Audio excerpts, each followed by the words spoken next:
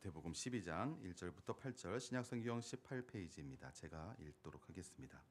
그때 예수께서 안식일에 밀밭 사이로 가실새 제자들이 시장하여 이삭을 잘라 먹으니 바리새인들이 보고 예수께 말하되 보시오 당신의 제자들이 안식일에 하지 못할 일을 하나이다.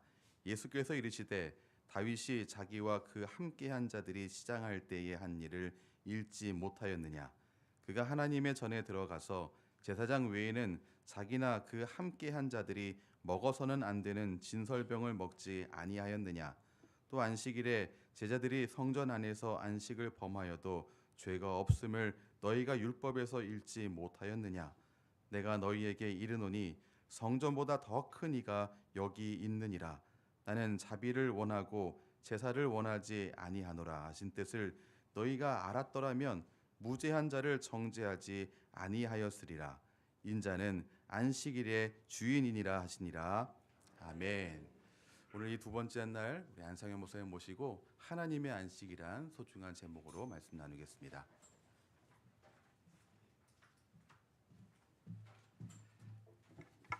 오늘의 키워드는 하나님의 안식입니다. 다른 거 다 까먹으셔도 이 단어를 평생 기억하시기 바라요. 우리 교단은 신비주의를 추구하지 않잖아요. 말씀 신앙. 그런데 오늘 말씀을 잘 배우고 나면 신비한 체험을 하실 거예요. 그건 이따 결론에 말씀드리겠습니다. 저 했냐고요? 제가 했죠. 그러니까 여러분 앞에 이렇게 간증을 합니다. 이 하나님의 안식을 배우고 나서 정말 제 마음에 정말 신비한 그 변화를 경험을 했어요. 그만큼 소중한 제가 일평생 붙들고 사는 말씀 한 베스트 1, 2, 3 중에 이제 하나거든요. 이 정도 하면은 이제 안 좋으시겠죠? 자, 예수님께서 제자들하고 안식일날 밀밭 사이를 가시는데 제자들이 배가 고팠어요. 그래서 이제 밀밭에서 밀을 좀 이렇게 뜯어가지고 이렇게 비벼서 먹었어요. 근데 그걸 보는 바리새인이 그들의 이제 안식일 규례가 있습니다. 안식일날 추수 행위를 했다는 거죠. 저희가 안식일법을 어겼다. 그래서 이제 예수님 앞에 예수님의 제자들을 고소한 겁니다. 이때 예수님께서 이 정도는 봐줘야지. 너희는 배고플 때 안 먹냐? 뭐 이렇게 얘기하신 게 아니라 너희가 무죄한 자를 정죄한다고 해서 아예 이들의 정죄행위, 고소행위 자체를 무효화시키시거든요. 아주 적극적으로 변론하십니다. 예수님의 변론의 핵심어 두 가지를 좀 우리가 살펴볼게요. 첫 화면 열어주시겠어요? 이 말고 우리가 읽었으니까 다시 다 읽지는 않겠습니다. 예수님이 적극적으로 제자들의 행위를 변론하시는 내용 중에 첫 번째 핵심어는 성전 안에서라는 개념이에요. 자, 예수님께서 너희가 구약 시대에 너희가 좋아하는 다윗이 시장할 때 한 일을 깨닫지 못하느냐. 사울에 의해서 막 쫓길 때 아마 다윗 일행이 있었던 것 같아요. 너무 배가 고팠어요. 아히멜렉 제사장에게 가서 먹을 것 없습니까? 그랬더니 제사장들만 먹을 수 있는 진설병 있다. 그 떡 5덩이를 갖고 이제 나눠 먹었습니다. 한 4-5명 됐던 것 같아요. 다윗의 무리가. 그런데 예수님께서 그거를 이제 인용하신 거죠. 다윗이 시장할 때 제사장들만 먹던 진설병 먹은 것. 그런데 그것은 문제가 없다는 거죠. 이 얘기를 만약에 바리새인이 들으면 이렇게 질문을 했을 거예요. 그게 왜 문제가 안 되죠? 다윗은 제사장이 아니잖아요. 그렇죠? 다윗은 왕이죠. 함께한 자들도 군인이죠. 제사장들만 먹을 수 있는 진설병을 먹었는데 예수님이 지금 문제가 없다고 그랬어요. 왜 제사장이 아닌 군인들이 진설병을 먹었지만 그게 문제가 안 될까요? 그 핵심어가 성전 안에서라는 개념이에요. 다윗이 하나님의 전에 들어가서 먹었기 때문에 문제가 없다는 겁니다. 그러니까 우리의 상식을 좀 바꿔놓는 거예요. 원래 안식일 날은 노동을 하면 안 되죠. 근데 노동을 안 하고 가만히 있는 게 아니라 다 예배당 와서 예배를 드려야 돼요. 근데 예배 드리려면 제사장들이 일을 해야 됩니다. 근데 제사장들이 야 오늘 안식일인데 우리도 뭐 양도 잡지 말고 그냥 가만히 있자 그러면 예배가 안 이루어지겠죠. 그래서 안식일에 노동금지법이 적용되지 않는 그룹이 있는데 제사장들이었어요. 그러니까 이제 이스라엘 사람들 생각에는 그 노동금지법으로부터 자유로운 이유가 제사장이기 때문에라는 생각을 당연히 할 겁니다. 근데 예수님께서 그걸 교정해 주시죠. 성전 안에서 예배를 드리는데 그 예배에 봉사하는 일을 맡은 자들이 제사장이기 때문에 그 혜택을 누리는 거지. 핵심은 어디에 있냐면 성전 안에 있느냐 없느냐의 문제예요. 그러니까 성전 안에서는 안식일의 노동금지법이 해당되지 않습니다. 그래서 군인 신분이었지만 다윗과 함께 했던 사람들이 성전 안에 들어와서 어떻게 보면 제사장들만 먹어야 되는 진설병 먹어도 이제 그게 문제가 없었던 거죠. 그래서 공간 개념으로 지금 안식일법을 이제 이렇게 인용하고 계세요. 그리고 그걸 어디로 끌고 가냐면 그다음 내가 너희에게 이르노니 성전보다 큰 이가 여기 있다. 지금 예수 그리스도께서 성전과 자기를 일치하시죠. 이 성전은 헐라 3일 만에 내가 세우리라. 누구를 가리키는 거예요? 자기 자신. 근데 예수님께서 성전보다 큰 이에요. 그러니까 예수님 안에서 지금 제자들이 행한 행위는 다윗이 성전 안에서 어떻게 보면 규례를 어긴 것이 면제되는 것 이상으로 얼마든지 면책특권을 누릴 수 있다. 이런 논리를 이제 펴시는 거죠. 이것이 확장되면 이렇게 갑니다. 복음적으로 확장되면 그러므로 이제 예수 그리스도 안에 있는 자에게는 결코 정죄함이 없다. 왜냐하면 그리스도 예수가 일종의 성전이죠. 성전 안에 있는 자, 성전보다 크시니 그리스도 예수 안에 있는 자에게는 결코 정죄함이 없어요. 이것은 안식일법을 어기는 정도가 아니라 서로 하나님의 자녀를 정죄하는 모든 정죄 행위로부터 해방되는 것이죠. 그러니까 오늘 본문 내용이 이렇게 깊은 의미가 있어요. 그리고 그 단초를 제공하는 첫 번째 핵심어가 성전 안에서라는 개념이에요. 공간적인 개념, 안식의 공간이죠. 안식, 우리가 지금 안식의 공간 안에 있는 거예요. 두 번째 핵심어, 이것만 이제 합니다. 마태복음, 마가복음, 누가복음 다 오늘 본문 사건을 기록하는데 다 두 가지 요소를 갖고 있어요. 성전 안에서 이것이 이제 핵심으로 다뤄지고 있고요. 항상 결론은 인자는 안식일의 주인이니라. 도대체 이게 무슨 말일까요? 만약에 안식이라는 게 안식일 날 노동을 안 하는 거다. 요 정도 차원으로만 해석을 하면 이게 해석이 안 돼요. 지금 하나님께서 안식을 누리는 주체라고 선언하시잖아요. 예수님께서 인자가 안식일의 주인이라 이렇게 말하신 것은 새로운 말이 아니에요. 원래 창세기부터 말라기에 이르기까지 안식이란 개념을 이렇게 찾아보면 원래 안식이라는 거는 하나님께서 열심히 일을 하시고 피곤해가지고 내가 좀 쉬어야 되겠다 이렇게 생각하는 사람은 아무도 없죠. 그래서 하나님에 대한 우리 성도, 우리 신자들의 안식을 보통 쉼을 얘기해요. 그렇게 생각을 합니다. 그것도 물론 맞아요. 그런데 그거로 다 해석이 안 되는 구절들이 너무 많아요. 성경에 보면 하나님께서 창세기에서도 하나님이 안식하시니라. 그리고 정말 많은 구절들에서 내 안식일, 나의 안식일, 나의 안식 이런 개념을 계속 활용하시거든요. 그러니까 이제 1차적인 의미가 하나님이 실제 안식을 누리신다라고 해석하는 게 자연스러워요. 그럼 하나님이 안식을 누리신다는 거는 내가 피곤했다가 좀 쉬겠다. 이런 의미로 다 해결되지 않죠.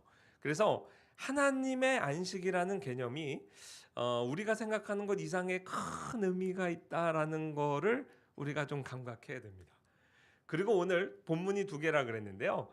그 하나님의 안식 개념을 이해하기 쉽도록 우리를 이끄는 본문이 시편 95편. 그래서 특별히 제가 이렇게 노란색을 칠해놨잖아요. 그 시편 95편으로 가는 이유는 하나님의 안식이라는 개념이 어떤 의미일까라는 거를 알려드리기 위해서 그래요. 하나님이 알려주신 겁니다. 우리가 보통 어떤 개념을 정의할 때 영어로는 definition 그러고 이제 그걸 동사로 하면 define 그래요. define이란 말은 경계를 짓는다는 말이에요. 그러니까 어떤 개념이 내 머릿속에 파악되기 위해서는 이렇게 경계가 분명해야 돼요. 경계가 모호하면 의미가 모호하게 파악돼요. 그래서 뭐 토플 시험이든 GRE 시험이든 늘 나오는 게 이렇게 반대말, 어떤 개념을 설명하면 거기에 앤서님 반대말, 비슷한 말, 반대말, 유의어, 뭐 이거를 우리가 다 배우는 이유는 한 개념을 명확하게 정의하기 위해서 그렇거든요. 시편 95편이 소중한 이유는 하나님이 누리는 안식의 반대말이 거기 소개되기 때문에 그래요. 그 핵심 내용만 제가 인용을 해드릴게요. 내가 40년 동안 그 세대로 말미암아 근심하여 이르기를 그들은 마음이 미혹된 백성이라 내 길을 알지 못한다 하였도다. 그러므로 내가 노하여 맹세하기를 그들은 내 안식에 들어오지 못하리라 하였도다. 지금 이스라엘 광야 40년의 생활을 하나님께서 요약하고 계세요. 이스라엘이 광야 40년 생활하는 동안 하나님께서 안식을 못 누리셨대요. 근데 왜 못 누리셨냐면 이스라엘의 죄 때문에 그래요. 하나님의 자녀들이 짓는 죄 때문에 하나님이 근심하셨답니다. 하나님이 노하셨답니다. 이게 하나님이 안식을 누리지 못하는 상황이에요. 그러니까 하나님의 안식의 반대 개념이죠. 제가 이해를 돕기 위해서 비유를 하나 하겠습니다. 오늘 비유 두 가지가 있는데 핵심적인 거예요. 제가 생각을 해봤는데 이 비유가 좋은 것 같아요. 여러분 남자 교우님들이 퇴근하고 집에 갔는데 아내가 얼굴이 막 밝아요. 너무 웃어요. 여보 오늘 기분 좋은 일 있어? 오늘 우리 집안에 공의가 실현됐어요. 여보. 내가 그래서 너무 마음이 기뻐. 무슨 말이야? 그랬더니 우리 큰 놈이 글쎄 당신 주머니에서 슬쩍 10,000원을 훔친 거야. 그게 틀림없는데 이놈이 불질 않어. 그래가지고 야 큰일 났다. 우리 집안에 도둑놈이 있네. 그래 내가 회초리를 들고 막 팼지. 근데도 안 부는 거야. 그래서 계속 때렸더니 드디어 다 실토하고 고백한 거야. 그래서 지금 저기서 벌 받고 있어. 내가 밥도 안 줬어. 우리 집에 도둑놈을 잡았어. 공의가 실현됐어. 만약에 여러분 아내가 그러면 미쳤다고 하지 않겠어요? 이 여자가 미쳤구나. 여러분 어느 세상의 부모가 자기 자녀가 죄를 범해서 근실히 경책을 하고 회초리를 들고 마음이 공의가 실현돼서 참 후련하다 이런 부모가 어디 있습니까? 자녀가 범죄해서 그것을 야단치고 부모 마음이 정말 안식을 누리지 못하죠. 근심하죠. 이놈이 커서 뭐가 될까? 회초리를 들고 나서도 또 가슴이 아프죠. 그게 지금 하나님이 안식을 못 누리는 상태라는 거예요. 이해하기 쉬우시죠? 자녀의 죄에 대한 정죄와 심판으로 하나님께서 가지시는 심리 상태, 그게 안식을 못 누리는 거예요. 그리고 여기서도 보면요, 내 안식에 들어오지 못하리라는 것은 공간적 개념이에요. 약속의 땅에 못 들어왔다는 거예요. 그 약속의 땅의 또 다른 별명이 안식의 땅이에요. 그 땅은 하나님이 안식하시는 땅이에요. 근데 이스라엘이 거기에 못 들어오는 그 상태, 죄로 인한 상태, 그 하나님의 안식을 못 누리는데요. 우리 하나님께서 이 개념을 우리가 좀 잘 배우기를 원하신 것 같아요. 그래서요, 하나님께서 내가 안식을 못 누린 그것을 역사적인 신뢰로 95편 안에서 for example 하고 소개를 해요. 내가 예를 들어 이때 안식을 못 누렸거든. 너희는 무리바에서와 같이 또 광야의 마사에서 지냈던 날과 같이 너희 마음을 완악하게 할지 말지어다. 하나님께서 하나님의 자녀가 죄를 범할 때 안식을 못 누리는데요. 좀 더 엄밀하게 말하면 늘 하나님의 자녀가 죄를 범하죠. 죄를 범했기 때문에 안식을 못 누리신다기보다 더 근본적으로 죄를 범한 이스라엘이 회개를 거부할 때 그 상태를 마음이 완악하다, 목이 곧다 그렇게 얘기해요. 그때 하나님이 안식을 못 누리신다. 여러분도 자녀를 키울 때 자녀가 잘못하고 잘못했어요. 그러면 금방 안아주죠. 동생을 때리고도 미안하다 그래. 미안하다 안 그러지. 그때 정말 마음이 막 아주 평화를 상실합니다. 하나님도 마찬가지예요. 하나님의 자녀가 죄를 범한 게 문제가 아니라 그 죄를 인정하지도 않고 머리를 꼿꼿이 세우고 마음을 완악하게 하여 회개를 거부할 때 하나님이 특히 안식을 못 누리세요.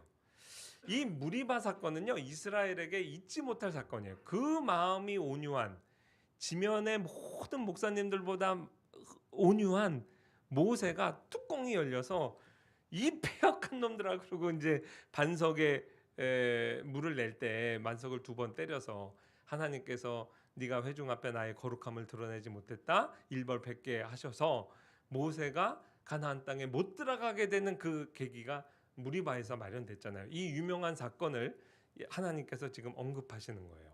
사실 이날의 사건은요, 열두 정탐꾼 얘기 때부터로 사실 올라가는 거예요. 거슬러 올라가는데 그 모세가 왜 뚜껑이 열렸을까? 제가 이제 이 본문을 많이 묵상하다, 이건 제 생각이에요. 모세의 그 온유하고 잘 참는 모세가 뚜껑이 팍 열리게 되는 단초를 제공한 단어가 있는데, 그게 제 생각에는 우리 형제들이란 단어 같아요. 무리바 때 이제 모세가 지금 반석에 분을 발해서 이거 딱 치기 직전에 어떤 일이 있었냐면, 백성이 모세와 다투어 말하 이르되 우리 형제들이 여호와 앞에서 죽을 때 우리도 죽었더라면 좋을 뻔하였도다. 너희가 어찌하여 여호와의 회중을 이 광야로 인도하여 우리와 우리 짐승이 다 여기서 죽게 하느냐? 너희가 어찌하여 우리를 애굽에서 나오게 하여 이 나쁜 곳으로 인도하였느냐? 이게 사실은요, 열두 정탐꾼 그 사건 이후에 백성이 통곡하고 어떻게 반응하죠? 하나님께서 광야 40년 동안 너희가 더 훈련을 받아라 할 때 그걸 거절해요. 그리고 여태까지는 가나안 땅을 정복한다고 하니까 우리 손으로 투표해서 뽑지 않은 모세의 지도력을 인정했는데, 이제 가나안 땅에도 못 들어가게 된 만큼 이 임시정부 체제를 우리는 이제 종식시키겠다. 그리고 우리 손으로 우리 지도자를 뽑겠다 그랬어요. 그러니까 모세와 아론을 거절하고 우리가 장관 하나를 뽑아가지고, 언제가 좋았다? 왜 광야로 나왔냐? 이집트에 있을 때가 좋았다. 백투 이집트 운동하는 거예요. 그러니까 이스라엘 나라의 국시가 이 방향으로 가고 있는데 이걸 거절하고 정반대로 다시 이집트로 가겠다고 하니 이거야말로 반역이죠. 이게 무서운 반역입니다. 그래서 그 마지막 라인이 어찌하여 우리를 애굽에서 나오게 하여 이 나쁜 곳으로 인도하였느냐가 사실은 열두 정탐꾼 사건 이후에부터 정말 본격화됐던 그 반역 운동의 연속성을 지금 반영하고 있어요. 그러니 하나님께서 정말 진노하셨죠. 그래서 그때 한번 야단 맞습니다. 요게 잠잠히 이렇게 백성들 사이에 이렇게 감춰졌던 거예요. 해결된 게 아니었어요. 그러다가 고라당이 반역을 하죠. 고라당의 반역도 이 정신 가운데 한 거예요. 우리가 다시 이집트로 가자. 그러니까 고라당의 반역 때 사실 얼마나 반역 규모가 컸냐면 이름 있는 지휘관 250명이 가담했어요. 그러니까 우리나라 전두환 쿠데타 생각해 보세요. 얼마 안 되는 군인들이 정권을 장악했잖아요. 그걸 생각하면 사실 반역에 가담한 지도자들이, 군사력과 종교 지도자들이 훨씬 다수였어요. 그거 여러분 아셨어요? 고라당의 반역 규모가 엄청납니다. 생각보다 커요. 근데 모세가 얼마나 온유한 사람이냐면 하나님께서 심판하겠다 그럴 때 한 사람이 반역하였건을 여기를 다 진멸하시려 하나이까. 야, 모세는 정말 대단한 지도자예요. 근데 하나님께서 고라당을 사람들 보는 앞에서 땅을 갈라서 즉결 심판하셨죠. 얼마나 큰 죄면 그렇게 했겠어요. 그러면 회개해야 되잖아요. 백성들이 민수기 17장 보면 그 다음 날 아론과 모세에게 와서 원망합니다. 너희가 여호와의 백성을 죽였도다. 회개 안 해요. 하나님이 너무 열받으셔서 얘네들은 안 되겠다. 그래서 패스트 연병을 보냅니다. 그래서 정말 이스라엘 사람들이 다 죽어나가게 생겼어요. 그때 모세가 쌤통이다 안 그랬어요. 아론과 더불어서 막 중보해가지고 모세의 중보로 말미암아 하나님이 그나마 심판을 거두어서 어느 선에서 마무리됐냐면 14,700명이나 죽었어요. 여러분 그 정도 되면 꼬리를 내려야죠. 그 꼬리를 내렸어요. 그래서 백성들이 나와가지고 뭐라 그러냐면 여호와께 나아가는 자마다 다 죽사오니 우리가 다 망하여야 하리까. 회개 아닙니다. 우리도 다 망하게 됐다. 그냥 거기서 통곡하는 거죠. 그러고 잠잠히 마무리가 됐던 거예요. 일단 이렇게 좀 덮였죠. 꼬리를 살짝만 내렸지 회개는 안 한 거예요. 그러다가 물이 바에어서 물 없다 할 때 다시 한번 펑 터진 겁니다. 그때 모세가 잘 참고 잘 참았어요. 이 나머지 얘기들은 그냥 다 이 이스라엘 백성이 패역한 이스라엘이들 했던 말이에요. 뭐 새로 듣는 말도 아니고 모세가 그냥 이번에도 참으면 돼요. 근데 지금 뭐라 그래요? 모세와 다투어 마르되 우리 형제들이 여호와 앞에 죽을 때 우리도 죽었더라면 죽을 뻔했다. 이 형제가 누구예요? 이 고라당이에요. 그러니까 지금 하나님이 살려주신 모세의 중보로 말미암아 살려주신 모세가 목숨 걸고 중보해서 살려놓은 물에서 건져놓은 애들이 자기를 누구하고 지금 동일시해요? 누구하고 아이덴티파이 하냐고. 하나님 앞에 멸망당해서 죽은 고라당하고 우리를 이게 이제 일치시키니까 여기서 빡 돈 겁니다. 모세가 이 패역한 놈들아, 하나님의 은혜를 몇 차례 베풀어서 너희를 살려놓고 나도 목숨 걸고 너희를 건져놨더니 너희가 스스로 자기를 멸망의 자식이라고 얘기하니 야 이걸 어떻게 참아요. 그래서 모세가 반석을 쳤죠. 그 반석을 친 게 왜 그렇게 죄냐면 사실 모욕론적인 죄예요. 그 반석에서 신령한 음료를 마셨다. 고린도전서 10장 4절에 보면 이 반석은 곧 그리스도예요. 그리스도를 때린다는 의미는 뭐예요? 그리스도의 순환이에요. 원래 처음에 반석에서 물이 날 때는 때리라 그랬어요. 그래서 그리스도의 순환, 십자가를 통해 우리가 생명수를 공급받는 거죠. 근데 그 다음부터 물이 필요할 때는 또 때리면 안 됩니다. 하나님께서 speak to the rock, 그냥 반석을 향하여 명하면 돼요. 기도하면 돼요. 구하면 돼요. 그러면 그때부터 하나님이 무상으로 주시는데 그거를 또 때렸다고요. 그게 오늘날 로마 캐톨릭의 미사의 잘못이에요. 미사라는 게 매 미사 드릴 때마다 십자가 사건이 재현되거든요. 히브리서 말씀에 once and for all, 단번에 드린 하나님의 예수 그리스도의 순환의 단회성, 이거를 어떻게 보면 깨뜨리는 거죠. 그래서 모형론적으로 볼 때 심각한 죄입니다. 예수 그리스도의 십자가는 한 번에 완성된 구원이에요. 그 다음부터는 우리에게 그냥 기도하면 주세요. 근데 모세가 자기 분을 발해서 또 반석을 때린 것은 어떻게 보면 이제 모세 당사자는 이제 이해하기 좀 힘들 수도 있었겠어요. 그러나 정말 지금에 와서 또 사도 바울의 해석에서 보면 이거는 모형론적인 큰 죄를 범하긴 한 거죠. 그래도 그거를 촉발한 것은 끝까지 회개를 거부해요. 그럼 이제 어떻게 할까요? 야, 갈 때까지 갔다 얘네들 이제 내가 진멸해서 다 죽이겠다. 아니요. 회개를 끝까지 거부하니까 하나님께서 내가 졌다 하고 준 게 반석에서부터 신령한 물을 주신 거예요. 그리스도를 주신 거죠. 이게 반전이에요. 하나님께서요, 당신의 백성들, 우리를 지금 만나시잖아요. 우리 예배를 받으세요. 하나님이 우리와 지금 동행하시죠. 근데 여러분, 우리는요 일주일 동안 정말 참 회개를 하고 깨끗해져서 우리 예배를 받으시는 게 사실 아니에요. 우리는 우리의 못된 성질 하나 안 고쳐요. 죽을 때까지 안 고쳐요. 죄를 참되게 회개하느냐? 잘 안 해요. 하나님께서 물론 우리를 성화시켜 가셔서 나중에 천국 데려가실 때 정말 온전한 상태로 데려가시지만 그 과정에서 우리가 매일 주일 앞에 나올 때는 때 묻은 상태로 나옵니다. 회개를 거부해. 우리도 이스라엘 백성과 그렇게 크게 다르지 않아요. 근데 하나님이 우리를 어떻게 만나 주시느냐? 내가 죽자 그렇게. 그러니까 하나님께서 그리스도 안에서 우리를 용서하셔서 우리의 예배도 받으시는 거예요. 우리는 예배 드릴 때 우리가 하나님에게 뭐를 한다고 생각하죠? 천만의 말씀에 하나님께서 우리의 예배를 받고 우리와 함께 하시기 위해서 소멸하는 불이신 하나님이, 죄인들은 휴지 조각 같거든요. 둘이 어떻게 만나요? 우리가 타버리고 없어지지. 하나님께서 자기가 죽으신 거예요.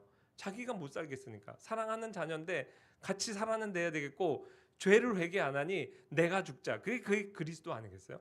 그러니까 그리스도 안에서 우리 죄를 용서하시고 만나신다고요. 그게 사실 예배에 드리는 안식일, 우리 주일날 일어나는 일이에요. 그리스도 안에서 우리를 만나 주시는 거죠. 그래서 그리스도 안에서 하나님이 안식하신다는 개념을 이해하는 게 굉장히 중요합니다. 그러니까 우리가 회개했느냐 아니냐 여부에 따라 정말 하나님이 심판도 하고 화도 내셔가지만 더 궁극적인 거, 이 세상에 악이 존재하고 자녀들은 회개를 안 하고 죄를 범하고 그럴 때 거룩하신 하나님이 도대체 마음의 평화를 어떻게, 자녀를 향한 정죄감으로부터 어떻게 해방되시느냐, 하나님이 궁극적으로 누리시는 안식의 깊은 기초는 그리스도 안에서 하나님이 스스로 하나님의 자녀를 정죄하는 정죄감으로부터 해방되시는 거예요. 하나님이 안식하시는 공간이요 그리스도인데, 그 그리스도를 상징하는 게 구약 시대의 성전이죠. 그래서 그 성전이 좀 확대된 것이 약속의 땅, 안식의 땅입니다. 사실 이스라엘 백성이 40년 동안 이렇게 불순종했는데 가나안을 들어갔어요. 안식의 땅에 들어갔어요. 그럼 그때부터 정말 그들이 호가닥 변해가지고 거룩한 백성이 되었기 때문에 하나님이 안식을 누리셨나요? 아니에요. 하나님이 안식을 누리신 것은 언약, 약속의 땅, 언약 그 안에서 누리신 거예요. 그 언약의 핵심에는 메시아가 있는 거예요. 그 원리가 아까 지금 얘기했던 첫 번째 핵심은 성전 안에서 공간적인 개념하고 정말 잘 어울리죠. 그래서 두 개의 개념이 결국은 수렴해서 만나게 됩니다. 내가 너희에게 이르노니 성전보다 더 큰 이가 여기 있다. 인자는 안식일의 주인이다. 그러므로 그리스도 예수 안에서 모든 정죄로부터 하나님의 자녀들 해방된다. 이게 사실은 하나님의 안식이라는 개념을 설명하는 모든 핵심적인 내용이 여기 이제 녹아 들어가 있는 거예요. 자, 적용할게요. 하나님의 이 안식이 먼저고 그 다음에 그 안식에 우리의 안식을 하나님께서 초청하시는 거예요. 그러니까 먼저 하나님의 안식이 있고 그 다음에 사람의 안식이 있습니다. 이것도 한번 비유를 들어볼게요. 아들 둘이 있는데 이제 두 놈이 다 사업을 해요. 근데 둘째가 형한테 10억을 빌렸는데 뭐 잘못 투자해서 10억을 다 날렸네. 그럼 이제 형이 마음이 좋으면 뭐 괜찮아 그럴 수도 있지. 그렇지만 그 다음부터 명절 때 만날 때마다 미묘한 기류가 흐르죠. 첫째 며느리, 둘째 며느리 사이 안 좋습니다. 자, 그 상황이 그렇게 되면 누가 제일 불편할까요? 부모가 불편하죠. 그래서 이번 추석에 큰 놈, 작은 놈 다 내려와. 애들 다 데려와. 손주들. 여보, 그 숨겨놓은 거 가져와. 그래서 금덩이 200억을 딱 들고 와서 큰 놈 100억, 둘째 놈 100억. 야, 이거는 유산이 아니고 아빠 은퇴하고 네 엄마랑 전 세계 일주하면서 우리가 다 쓰고 가려고 남겨둔 돈인데 비자금인데 너희 100억 주니까 둘째 놈 갚어. 10억 이자까지 15억 갚았고 나머지 너희 다 써. 그건 이제 화해 됐지? 딱 요 상황이 주일날 이루어지는 상황이에요. 하나님께서 새벽 기도 들을 때마다 마음이 불편해. 왜냐하면 사실 저 김장로님이 제 돈 떼먹었어요. 저 B 권사가 내 뒷담화했어요. 맨날 그래서 상처받았어요. 이런 얘기들을 하나님이 다 들으시나요? 하나님이 정죄감으로부터 해방되질 못해요. 얘가 얘를 고소하고 얘가 얘를 고소하는데 다 내 자식들이거든. 그러니까 하나님이 너무 괴로운 거예요. 그 예수 그리스도 안에서 이 모든 죄값을 다 해결한 거예요. 그리고 이제 너희끼리 사이좋게 놀아. 그게 하나님의 안식이 우리의 안식으로 선언되는 겁니다. 그러니까 이 안식일의 개념의 핵심에 뭐가 있냐면 모든 정죄로부터 해방된다는 뜻이 있어요. 그런데 지금 그 안식의 법을 사용하여 예수님의 제자들을 정죄하는 바리새인의 고소행위가 원래 안식일의 안식법의 정신에 위배돼야 안 돼요. 위배되니까 예수님께서 너희 공부 좀 더 해와 그러면서 이 고소행위 자체를 무효화시키는 거죠. 모든 법에는 그 상위법이 있어요. 헌법도 있고 법의 원리가 있습니다. 정신이 있어요. 안식법의 정신 원리 자체가 정죄로부터 해방을 위한 법이에요. 근데 그 법을 역이용해서 하나님의 자녀를 정죄하니 그 바리새인의 고소행위 자체가 예수님 볼 때 무효화 된다는 거죠. 이제 다 이해가 되셨죠? 우리가 여기까지 온 거예요. 이게 저한테 왜 신비 체험으로 다가왔느냐? 주일 성수 안식일 저에겐 특별한 의미가 있어요. 제가 얼마나 엄하게 자랐는지 아세요? 박윤선 목사님 아시죠? 박윤선 목사님 한겨울에 너무 추우니까 사모님이 석유를 사왔는데 안식일을 어겼다고 그걸 다 버렸다. 그 아드님한테 제가 아드님이 제 선생님이에요. 아드님한테 직접 들었어요. 미국에서 지금 정신병원 의사 선생님 하시는데 그 박성은 집사님이 이렇게 고등부 때 저한테 얘기해 주시고 그랬어요. 그 정신을 물려받은 게 화성교회 장경재 목사님. 일요일 날 김일성 투표 반대하고 내려오셨어요. 그러니까 얼마나 그 화성교회에서 열심히 성수주일 가르쳤는지 몰라요. 우리 부모님이 거기서 자라시면서 주일날 매식하는 거, 예배 안 드리는 거, 딴 거 공부 못하는 건 얘기 안 해도 그거 하면 좀 호차리 맞았습니다. 원래 저희 집안 팔남매가 다 장로교가 아니었어요. 대부분이 감리교였어요. 그 감리교는 좀 느슨하거든요. 저희 집에 부모님을 모시고 계셔서 팔남매가 일요일 날이면 우리 집에 모이는 거예요. 고모들이 5이에요. 근데 너희는 참 교일 다녀도 유별나게 다닌다. 그 짜장면을 시켜가지고 제가 초등학생이었는데 상가가 먹어 안 줘. 주일날 산 거 안 먹어요. 괜찮아 우리 막내 고모가 이렇게 한 가닥 먹였어요. 제가 기억에 한 가닥 먹었어. 그날 가고 난 다음에 어머니가 저를 눈물을 흘리면서 회초리를 때리셨어요. 그러니까 제가 그렇게 자랐다고요. 제가 다녔던 화곡 초등학교 거기가 김포공항 근처에 있어가지고 국빈이 오고 그러면 늘 동원되던 학교예요. 태극기 들고 텔레비전에도 한두 번 나왔어요. 일요일 날 오면은요. 그 나와서 동원했는데 전 안 나갔죠. 박정권 때 그 새마을 운동하면은 일요일 날 종종 동원됐는데 전 안 나갔어요. 제가 반장이었는데도 안 나갔어요. 어떻게 안 나갔냐? 어머니가 학교 찾아왔죠. 우리는 크리스찬이다. 교회 나가야지. 주일날 어디 나가냐? 그래서 제가 많이 힘들었습니다. 초등학교 때부터 군부 독재에 저항하면서 컸어요. 주일 성수로. 근데 사실 그게 고마워요. 우리 어머니가 그렇게 가르쳐 주신 게 사실 고마워요. 어렸을 때부터 그래 예배 드리는 거 중요하다. 근데 부작용이 있어요. 저는 그렇게 크는데 목사님이라도 훌륭한 장로님이라도 주일날 뭐 매식도 하고 이런 거 보면 늘 마음에 정죄감으로부터 제가 자유롭지 못했다고요. 근데 나중에 제가 이 정신을 배운 거예요.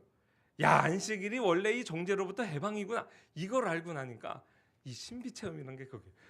정말 마음속에서부터 일순간에 모든 정죄감이 사라지는 걸 느꼈어요. 사실요, 이게 20년 먹으면 암이 사라지는 것 같아요. 주일날 우리가요, 얼마나 마음이 안식을 못 누리는지 몰라요. 우리는 그 짧은 순간에도요, 예배드리러 나와서도 저 목사가 일주일 동안 살쪘네. 목사가 저렇게 먹는 걸 좋아해. 장로님 기도는 왜 이렇게 길어? 오늘 성가대는 음이 삑사리 나네. 그리고 제발 저 권사가 주일날 예배드릴 때 졸고 있네. 쟤는 슬리퍼 신고 왔어. 쟤는 껌 씹어. 쟤는 담배를 피고. 담배 냄새. 우리의 시선이 닿는 곳곳에 계속 사람들을 정죄하고 뭐 시달립니다. 하나님 볼 때 그게 우리가 안식을 못 누리는 거예요. 근데 그거 모든 정죄감으로부터 해방되라고 모인 날이 주일이에요. 그러니까 예배 시간에 모든 마음에 그동안 누리지 못했던 안식, 정죄감으로부터 하나님이 해방되시고 그 하나님의 안식에 우리가 참여하도록 하신 날인데 그 다음부터는 우리가 이걸 깨닫고 나면 얼마나 제 마음에서도 모든 게 해소된 게 몰라요. 이 주일 성수 문제만 아니고 그 이후로 정말 제가 얼굴이 목사처럼 진짜 바뀌었습니다. 그 다음부터는 진짜 하나님의 자녀 어떤 범죄 이런 거 이렇게 사건이 있어도 저 진짜 마음에서 정죄하는 마음이 사라졌어요. 같이 마음 아파하죠. 제 아내가 그거 증거예요. 제가 집에서 누구 흉 안 봅니다. 진짜 그래요. 마음에 이게 정죄감으로부터 스스로 해방되니까 이 정말 살겠더라고요. 너무 신기하죠. 이건 어떻게 보면 지성적인 가르침이에요. 몰랐던 거를 알았어요. 근데 이 온몸에서부터 그게 이렇게 감각이 되면서 적용이 되는 게 너무 신비했어요. 이게 정말 신비 체험 아닌가 싶어요. 이거 약간 연습도 필요합니다. 여러분 누군가 정말 용서가 안 되는 사람 있잖아요. 적어도 주일날은 용서하자. 그거 내가 할 수 있지. 그거 할 수 있죠. 예배 드리는 순간만큼은 그 사람 용서하자. 일주일에 하루 하지. 그게 안식일이에요. 근데 이왕에 하나님이 우리 성전이라고 했으니 뭐 안식년도 있는데 이번 올 한 해는 있자. 그게 안식년이에요. 고린도전서 3장 16절 보면 너희가 하나님의 성전인 걸 알지 못하느냐. 성전 안에서 모든 정죄가 없다 그랬잖아요. 그러니까 일평생 정죄감으로부터 해방될 수 있는 거예요. 내가 성전이니까. 그러면 본인도 얼마나 마음에서 자유하겠습니까? 이게 개인으로만 적용되는 게 아니에요. 우리를 안식 공동체로 묶으셨어요. 우리가 참 안식 공동체인가를 어떻게 아느냐? 소그룹 모임 해보면 알아요. 소그룹 모여서 좋은 말만 하고 헤어지면 아직 안식 공동체가 아닐 수 있어요. 정말 안식 공동체가 되면요, 나의 허물, 나의 죄, 내가 감추고 싶은 거를 막 구역장님 앞에서, 목자 앞에서 막 토로합니다. 구원 안에서. 그거 왜 그런지 아세요? 내가 이렇게 얘기해도 겉으로 아유 그래 김집사 힘들었겠다 그러고 집에 가가지고 제가 그랬대, 마음에 이렇게 흉보거나 정죄하지 않는다는 확신이 들면 그 공동체 안에서 자기를 다 오픈해요. 근데 그런 확신이 안 들면 오픈 안 하고 좋은 얘기만 하죠. 정말 교회 공동체가 서로가 서로를 정죄하지 않는 마음에서부터 제가 누린 그 신비한 체험, 이거로부터 정말 자유로워지잖아요. 그럼 여기서 오픈하지 못할 게 어디 있어요? 여기서 나의 약점과 나의 과거의 죄와 이런 것도 다 오픈해서 그게 치유받는 거예요. 마음속 깊은 곳으로부터라도 서로가 서로를 정죄하지 않는 거죠. 야, 이 성화의 영역에 있어서의 혁명입니다. 제가 이거를 경험하고 지금까지 행복하게 살아요. 행복해 보이잖아요. 진짜 마음에서 누구 흉 안 봐요. 여러분 지금 졸고 계셔도 새벽에 나와서 전혀 그런 생각 안 해요. 오늘 이후로 주일날 누가 밥 먹으러 갔는데 새치기 하면 집사가 어떻게 새치기, 그런 마음 먹으면 돼요 안 돼요? 안 돼요. 오늘 그거 안 하려고 모은 날이에요.